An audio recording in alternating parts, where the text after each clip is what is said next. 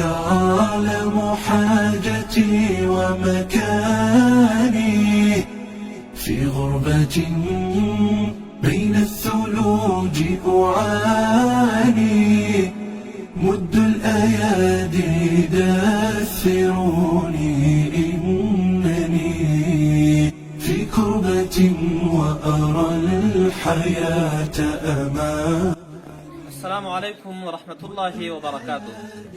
زما ګرانو قدرمندو مسلمانانو خویندورونو، نن راغلیو چې د کامې ولسوالي ده د توحید آباد کلي کې د قرطبه خیریه بنسټ د خوا نه دلته موږ د کوهي افتتاح کړې وه. الحمدلله د هغه کوهي کار ختم شوی دی، هغه الحمدلله استفادې ته جوړ شوی دی.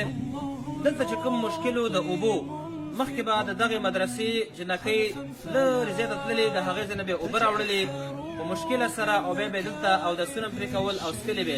اوس الحمدلله هغه مشکل حل شو. اوس په دغې مدرسه کې دلته د دوی دپاره کوهی هم جوړ شو، ورسره د اودسونو ځای او ورسره د اوبو کوم سیستم چې هغه د سودرو په ذریعه باندې ټنکۍ ته به اوبه خېږي او د هغې نه به دوی استفاده کوي.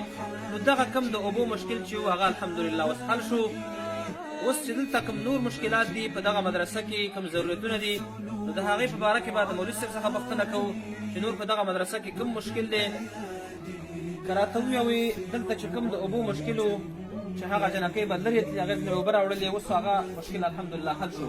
نور ستاسو دلته کوم مشکلات دي چې هغه د دغه مسلمانانو خویندورونو سره شریک کړو، که الله رب العالمین څوک پیدا کړي ستاسو سره په دغه مشکل کې برخه واخلي، ستاسو دغه مشکلات د دوی د لارې الله رب العالمین حل کړي. بسم الله الرحمن الرحیم.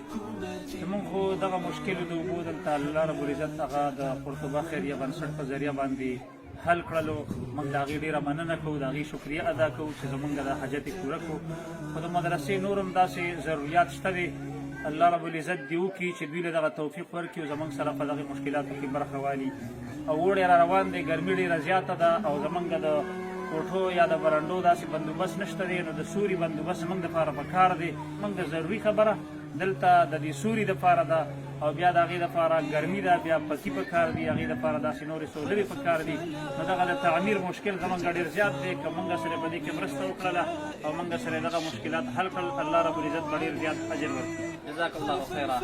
د دغه قرطبه خیریه بنسټ ملګرو ته زړه څه غواړي مولوي صاحب محترم چې دغه مرستې وکړه او دلته دغه کوهی جوړ کړه ستاسو لپاره، ورسره د اودسونو ځای.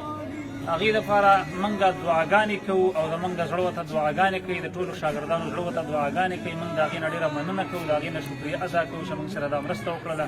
نورې دعاګانې به م انشاءالله کوو. زموږ دا زړه ورته دعا کوي چې الله رب العزت دوی له دغه رنګې توفیق ورکړي او هغه دیني مدارسو سره او دیني مساجدو سره داسې مرستې وکړي. جزاک الله خیره. بس تاسو پیغام د دغه ملګرو سره مو شریک کړو. مولوي صاحب محترم الله دې وکړي چې ستاسو دغه مشکلات دغه مسلمانان خویندورونه واوري او ستاسو سره په دغه بخش کې په دغه مشکلاتو کې برخه واخلي. والسلام علیکم ورحمة الله وبرکاته.